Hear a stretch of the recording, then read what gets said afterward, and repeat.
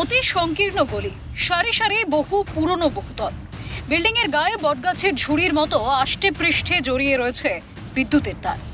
বাইরে থেকে পুরো বাড়ি মনে হলেও ভিতরের ছবিটা আরো ভয়ঙ্কর। দুটি বিল্ডিং এর কমপক্ষে প্রায় 20টি হোটেল সেখানে রয়েছে। ছবিটা মধ্য কলকাতার মির্জা গালিব স্ট্রিটের। বিল্ডিংগুলো বাম আমলে তৈরি হয়েছিল। বামেদের পতনের পর ক্ষমতায় তৃণমূল এলেও ছিল না কোনো নজরদারি। অভিযোগ, নিয়ম লঙ্ঘন করে বিল্ডিং করা হলে উদাসীন থেকেছে তৎকালীন তৃণমূল সরকার। শুধু তাই নয়, এই বিল্ডিং এর নিচেই মজুদ টায়ার ও প্লাস্টিকের ড্রাম, অর্থাৎ আগুন লাগলে কোনো রকমে বাঁচার উপায় নেই বাসিন্দাদের। সংকীর্ণ রাস্তায় দমকল পৌঁছানো রীতিমতো অসম্ভব। তবে নতুন সরকারের উপর আশাবাদী সেখানকার মানুষজন থেকে হোটেল কর্তৃপক্ষ। পরপর একাধিক বিল্ডিং, সেই একাধিক বিল্ডিংয়ে একাধিক গেস্ট হাউস, আর তারই নিচে এরকম সংকীর্ণ রাস্তা, সেখানে আবার গাড়ির টায়ার রয়েছে এবং যেটা পুরোটাই রাবারের, সেটাও পুরোপুরি দাহ্য।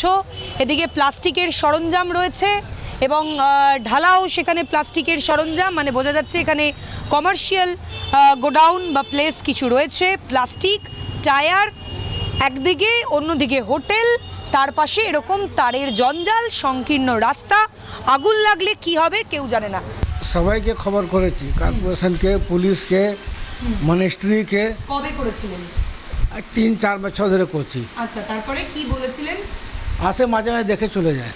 লাভটা কি হয়? শুধু তো দেখলে হবে না। কোনো লাভ হয় না, বহুত খারাপ। কি খারাপ পরিস্থিতি? কাগজ পত্তর, তার, টায়ার, তার, প্লাস্টিক সবই আছে। আগুন লাগলে দমকল ঢুকতে পারবে এখানে? ঢুকবে না। এতগুলো মানুষের তো বেঘরে জীবন চলে যাওয়ার একটা শঙ্কা থেকে যাচ্ছে। জি, আশা রাখছেন নতুন সরকার এসে? একদম 100%। যে হয়তো পরিষ্কার হবে, এসবগুলো সাফ সুতরা হবে। এলাকার বাসিন্দা থেকে হোটেল কর্মীদের বিস্ফোরক অভিযোগ। তারা বলেন, পূর্বতন সরকারের আমলে পুরসভা, পুলিশ ও দমকলের তরফে যেসব বহুতলের পরিকাঠামো দুর্বল, তাদেরও লাইসেন্স দেওয়া হয়েছিল। তাহলে কিভাবে মিলেছিল ট্রেড লাইসেন্স? তৃণমূলের আমলে বারবার প্রশাসনে জানিয়েও কোনো সুরাহা হয়নি বলে অভিযোগ। ये सीपीएम के अमल में और तृणमूल के अमल में कलकत्ता कॉरपोरेशन, कलकत्ता पुलिस और फायर ब्रिगेड इलीगल तरीके से बहुत सारे होटल को, जिसका इंफ्रास्ट्रक्चर बिल्कुल वीक है, उनको लाइसेंस दिया गया। कभी इस पे चेक नहीं हुआ, चेहरा देख करके और सर्टिफिकेट मिल गया। यहाँ जब पानी लगा हुआ था ना, समझ गए?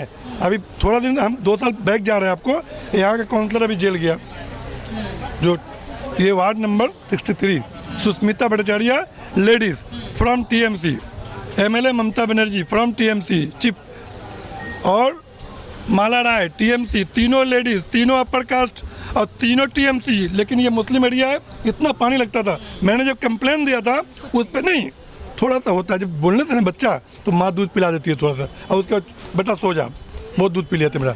यही हालत है पूरे इंडिया का। বাম আমলে বহুতলগুলো তৈরি হলেও তৎকালীন তৃণমূল আমলে পরিস্থিতির কোনো বদল ঘটেনি। তৃণমূলের আমলে শহরে ঘটেছে একের পর এক বড় বড় অগ্নিকাণ্ডের ঘটনা। আমরি হাসপাতাল থেকে সূর্য সেন মার্কেটে, বড় বাজার থেকে আনন্দপুরের কারখানায় মৃত্যু মিছিলের ছবি সামনে এসেছে। কিন্তু তারপরও চুপ থেকেছেন মমতা বন্দ্যোপাধ্যায়। উপযুক্ত না হওয়া সত্ত্বেও কিভাবে লাইসেন্স দিয়েছিল মমতা সরকার? কেন তখন অনুমোদন দিয়েছিল কেএমসি? কোথায় ছিলেন তৎকালীন পুরমন্ত্রী? তৎকালীন পুরমন্ত্রী কি জেগে জেগে ঘুমোচ্ছিলেন? সিএসসির তরফেও কিভাবে বিদ্যুৎ সংযোগের অনুমতি মিলেছিল? যেখানে বহু মানুষের বাস, কাজ, সেখানে কেন উদাসীন ছিল তৃণমূল সরকার? কেন উপযুক্ত ব্যবস্থা গ্রহণ করেননি তৎকালীন মুখ্যমন্ত্রী মমতা বন্দ্যোপাধ্যায়? নাকি পরবর্তী কোনো বিপদের অপেক্ষা করছিলেন? এখানকার যারা কর্মচারীরা রয়েছেন, ম্যানেজাররা রয়েছেন, তারা নিজে মুখে স্বীকার করছেন পূর্বতন সরকারের আমলে এই এলাকার ভোল পাল্টায়নি বা বদলায়নি। এভাবেই থরে থরে টায়ার সাজানো রয়েছে, উল্টো দিকে তারের জঞ্জাল, দুটো বিল্ডিংয়ে 20টির বেশি গেস্ট হাউস। নিয়ম মানা হয়নি, একথা সময়ের একদম ছবির মতো পরিষ্কার। ফলে নতুন সরকারের প্রতি তারা আশা রাখছেন। ক্যামেরায় দেবাঞ্জন মণ্ডলের সঙ্গে অভিরূপা সাহা, ক্যালকাটা নিউজ, কলকাতা।